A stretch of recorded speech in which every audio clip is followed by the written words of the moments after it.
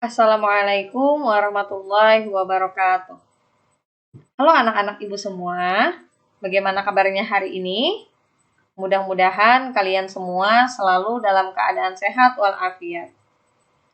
Hari ini kita akan belajar tema 6, subtema 1, pembelajaran keempat, dengan muatan IPS dan PPKN. Sudah siap untuk belajar hari ini? Kalau sudah siap, mari kita baca doa sebelum belajar. Berdoa dimulai.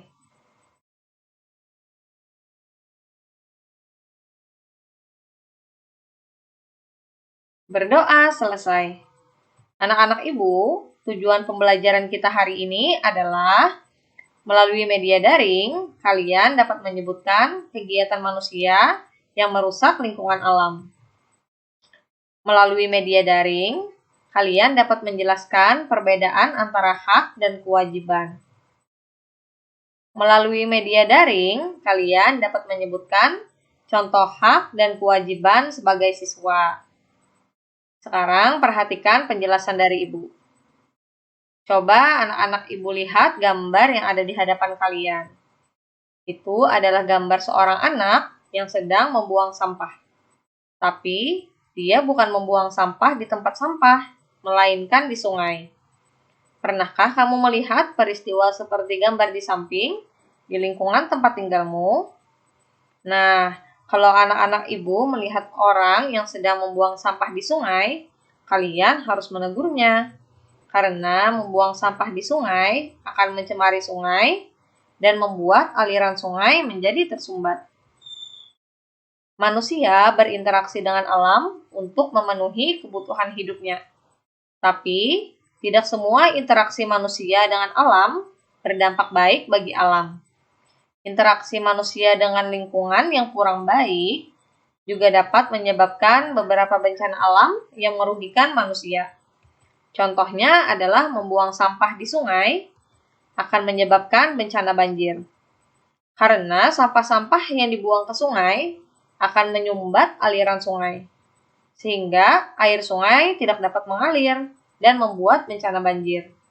Anak-anak ibu pasti sudah melihat di televisi ada banyak daerah di Kalimantan Selatan yang terdampak banjir.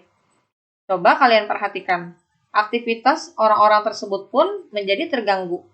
Mereka tidak dapat tidur dengan nyenyak, tidak dapat makan dengan tenang, kemudian tidak dapat melakukan aktivitas sehari-hari karena daerahnya terdampak banjir. Juga banyak rumah-rumah yang tenggelam dan jembatan yang rusak. Akhirnya, bencana banjir mengganggu aktivitas manusia dan merusak lingkungan. Coba anak-anak ibu perhatikan gambar tersebut. Tidak semua manusia memiliki kesadaran untuk menjaga lingkungan. Sebagian dari manusia tersebut memanfaatkan lingkungan untuk kepentingan pribadi. Contohnya adalah orang-orang ini menebang pohon di hutan secara liar.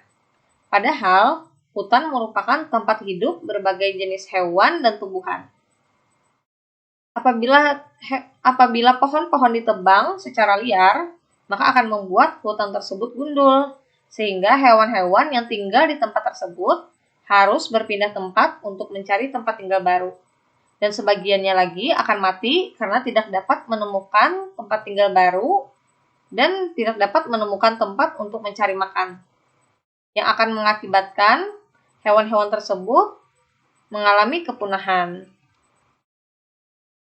Apa saja kegiatan manusia yang dapat merusak lingkungan alam? Yang pertama, menebang pohon secara liar. Pohon-pohon ini memiliki akar yang berfungsi untuk menopang tubuh tumbuhan supaya dapat tumbuh dengan tegak. Akar-akar tersebut juga berfungsi untuk menyerap kelebihan air yang ada di permukaan tanah dan untuk menyuburkan tanah. Apabila pohon-pohon ini ditebang, maka akarnya pun akan ikut mati, sehingga akarnya tidak dapat lagi menyerap kelebihan air yang ada di permukaan tanah, dan tanah tersebut pun menjadi longgar dan tidak padat. Akhirnya, apabila terjadi hujan deras, akan mengakibatkan bencana banjir dan tanah longsor. Yang kedua adalah membuang limbah ke sungai. Ini adalah limbah yang merupakan sisa dari kegiatan manusia. Limbah-limbah ini mengandung banyak bahan berbahaya, sehingga apabila dibuang ke sungai akan mengganggu kehidupan yang ada di dalam sungai tersebut. Sama dengan sampah-sampah yang dibuang ke sungai. Banyak ikan-ikan yang mati akibat limbah ini. Dan juga banyak binatang-binatang yang tersangkut botol-botol bekas dan kaleng-kaleng yang dibuang sembarangan ke sungai. Kemudian yang ketiga, menangkap ikan dengan menggunakan pukat harimau dan bahan peledak. Nah, ini namanya pukat harimau, naklah. Dan ini bahan peledak. Menangkap ikan dengan pukat harimau ini tidak baik karena tidak hanya ikan-ikan yang besar yang tersangkut di pukat harimau ini, tapi juga ikan-ikan yang kecil, sehingga ikan-ikan tersebut tidak dapat berkembang biak, yang mengakibatkan sulitnya kita untuk mencari ikan nantinya. Menangkap ikan dengan bahan peledak pun juga berbahaya, karena akan menghancurkan ikan-ikan yang terkena bahan peledak tersebut, dan juga akan menghancurkan terumbu-terumbu karang yang menjadi tempat hidup hewan-hewan yang tinggal di laut. Menumbuhkan terumbu karang ini memerlukan waktu berpuluh-puluh tahun, sehingga apabila dihancurkan, ikan-ikan tersebut tidak lagi dapat memiliki tempat tinggal, dan mereka harus berpindah tempat ke tempat yang aman, yang jauh dari kehidupan manusia. Akhirnya, kita pun menjadi sulit untuk mencari ikan, dan harga ikan pun akan menjadi semakin mahal. Membuang sampah sembarangan. Membuang sampah sembarangan merupakan kegiatan manusia yang dapat merusak lingkungan alam. Membuang sampah sembarangan ini, naklah selain merusak pemandangan, juga akan menimbulkan bau yang tidak sedap dan menjadi sarang banyak penyakit. Nah, ini adalah beberapa contoh kegiatan manusia yang dapat merusak lingkungan alam. Contoh lainnya adalah berburu binatang secara liar dan menggunakan pestisida yang berlebihan pada tumbuhan, sehingga tumbuhan seperti sayur dan buah-buahan tersebut tidak sehat lagi untuk dikonsumsi manusia. Selanjutnya, Benny berkata, mendapatkan manfaat dari lingkungan alam merupakan hak kita, tetapi memeliharanya adalah kewajiban kita bersama. Agus menjawab, benar sekali. Ada hak, pasti ada kewajiban. Begitu bukan? Kita sebagai pelajar pun memiliki kewajiban yang harus kita lakukan selain hak yang seharusnya kita dapatkan. Apa saja kewajiban kita sebagai pelajar, kata Benny. Nah, masih ingatkah kamu apa pengertian hak dan kewajiban? Hak adalah segala sesuatu yang harus diterima atau didapatkan. Kewajiban adalah segala sesuatu yang harus dilakukan atau dilaksanakan sesuai aturan dan penuh rasa tanggung jawab. Jadi hak dan kewajiban ini naklah harus dilaksanakan secara seimbang. Kita bisa mendapatkan hak, tapi kita harus melaksanakan kewajiban terlebih dahulu dengan penuh rasa tanggung jawab.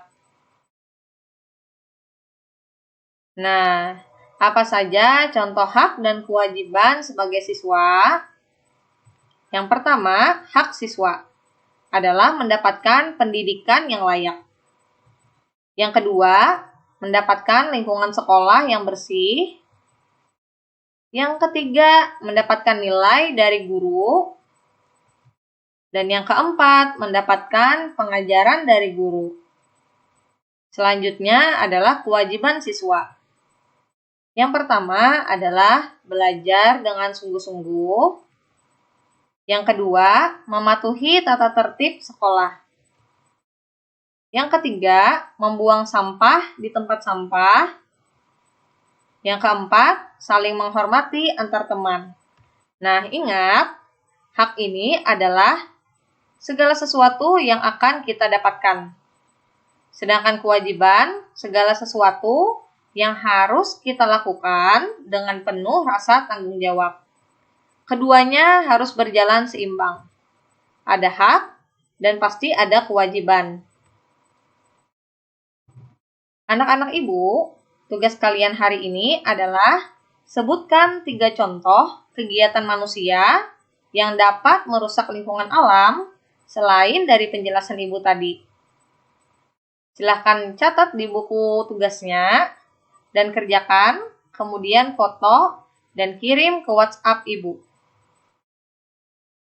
Terima kasih atas perhatiannya. Mudah-mudahan anak-anak Ibu dapat memahami penjelasan dari Ibu. Sampai jumpa lagi di pertemuan selanjutnya. Wassalamualaikum warahmatullahi wabarakatuh.